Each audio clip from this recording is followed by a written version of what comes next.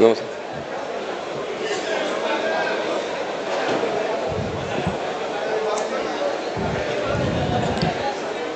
सगळ्यांना नमस्कार. एक महत्त्वाच्या विषयावर आपल्याशी चर्चा करण्याची संधी मला शिवसेनेच्या पदाधिकाऱ्यांनी दिली, संजय राऊत साहेबांनी दिली. त्याबद्दल मी सर्वप्रथम त्यांना कोणीतरी काल प्रश्न विचारला की असीम सरोदे यांचा शिवसेनेशी संबंध काय आहे, आणि त्यांनी खूप चांगलं उत्तरसुद्धा दिलं की शिवसेना उद्धव बाळासाहेब ठाकरे हा पक्ष सध्या संविधानिक गर्तेत सापडलेला आहे, आणि लोकशाहीची हत्या करून जे कोणी सरकार स्थापन करणारे आहे त्यांच्या विरोधात हा पक्ष असल्यामुळे हा लोकशाहीची बाजू घेणारा पक्ष आहे, आणि म्हणून मी इथे उभा आहे.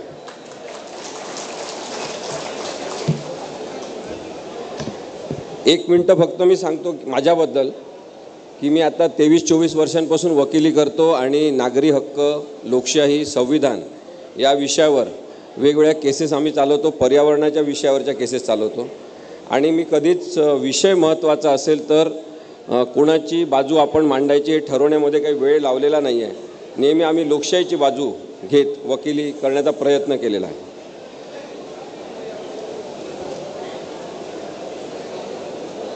आता सगळ्यात पहिले जो विषयातले सगळे मुद्दे आहेत, 3 मुद्दे महत्त्वाचे आहेत.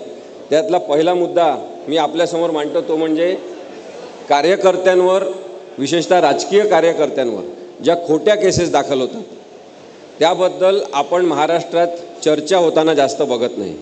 ज्यांच्यावर खोट्या केसेस दाखल होतात त्यांच्या परिवाराला, त्यांच्या मित्रांना, त्यांच्या राजकीय पक्षाला खूप मोठ्या अडचणींमधून जावं लागतं. विशेषतः परिवाराचं जे नुकसान होते ते खूप मोठं असते, आणि याची सुरुवात, खोट्या केसेस दाखल करण्याची सुरुवात आत्ताच झालेली नाही हे लक्षात घ्या. मी आपल्याला एक उदाहरण देतो राष्ट्रीय पातळीवरचं.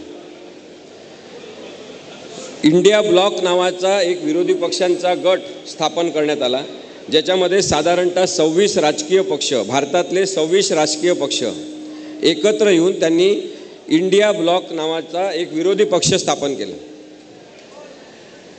आणि त्यांचा जो दबदबा वाढायला लागला इंडिया आघाडीचा, ज्याच्यामध्ये शिवसेना उद्धव बाळासाहेब ठाकरे हा पक्षसुद्धा आहे, त्यांचा जो भारतभर दबदबा वाढायला लागला, त्यामुळे धास्ती घेऊन आता यांना थांबवलं पाहिजे असा विचार करून एक भाजपचा माणूस पुढे करण्यात आला, आणि त्यांनी दिल्लीला बाराखंबा रोड इथे 26 राजकीय पक्षांविरुद्ध केस दाखल केली की हे इंडिया हे नाव गैरवापर करत आहेत, आणि त्यांनी एम्ब्लम्स ॲक्टनुसार ती कारवाई करण्याचा प्रयत्न केला. त्याची कंप्लेंट झाली.